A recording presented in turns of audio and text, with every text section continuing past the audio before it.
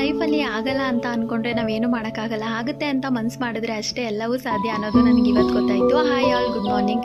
ನಾನು ಲೈಫಲ್ಲಿ ಹಳೆ ವಿಡಿಯೋ ನೋಡಿರೋರಿಗೆ ಗೊತ್ತಾಗುತ್ತೆ, ನಾನು ಮಾರ್ನಿಂಗ್ ಎದ್ದೋಳೋದು ಅಂದರೆ ತುಂಬಾ ಕಷ್ಟ.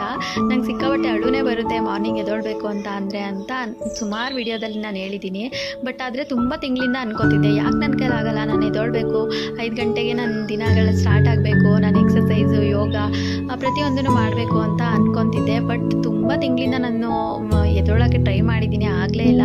ಬಟ್ ಅಂತಹ ದಿನ ಇವತ್ತು ಬಂತು. ನಾನು ಬೆಳಗ್ಗೆ ಬೇಗ ಎದ್ದು 5 ಗಂಟೆಗೇ ವಾಕ್ ಹೋಗಿದ್ದೆ. ತುಂಬ ಅಂದರೆ ತುಂಬಾ ಖುಷಿ ಆಯಿತು ನನಗೆ. ನಾನೇನಾ ಅಂತ ಆಶ್ಚರ್ಯ ಆಯ್ತಿತ್ತು. ಅಷ್ಟು ನಾನು ಚಿಕ್ಕವಳಿಂದ ಯಾವತ್ತೂ ಎದ್ದೇ ಇಲ್ಲ, ಇವತ್ತೇ ಫಸ್ಟ್ ಎದ್ದಿರೋದು. ಇನ್ಮೇಲೆ ನಾನೇ ಡಿಸೈಡ್ ಮಾಡಿದ್ದೀನಿ, ನನ್ನ ದಿನ ಸ್ಟಾರ್ಟ್ ಆಗೋದೇ ಇನ್ಮೇಲೆ 5 ಗಂಟೆಗೆ ಇದೇ ಥರ ರೊಟೀನ್ ಇರಬೇಕು ಅಂತ. ಯಾಕಂದರೆ 30+ ಆಯ್ತಾ ಎಲ್ಲ ಹೆಣ್ಮಕ್ಳಿಗೂ ಆರೋಗ್ಯದಲ್ಲಿ ಸಮಸ್ಯೆ ಬರುತ್ತೆ. ಯಾಕಂದರೆ ಮಕ್ಕಳಾಗಿರ್ತಾರೆ, ತುಂಬ ವೀಕ್ ಆಗಿರ್ತೀವಿ. ನಮ್ಮ ಆರೋಗ್ಯ ಕಾಪಾಡ್ಕೊಳ್ಳೋಕ್ಕೋಸ್ಕರನಾದರೂ ನಾವು ವಾಕಿಂಗು, ಯೋಗ, ಎಕ್ಸಸೈಸು ಎಲ್ಲನೂ ಮಾಡಬೇಕಾಗುತ್ತೆ.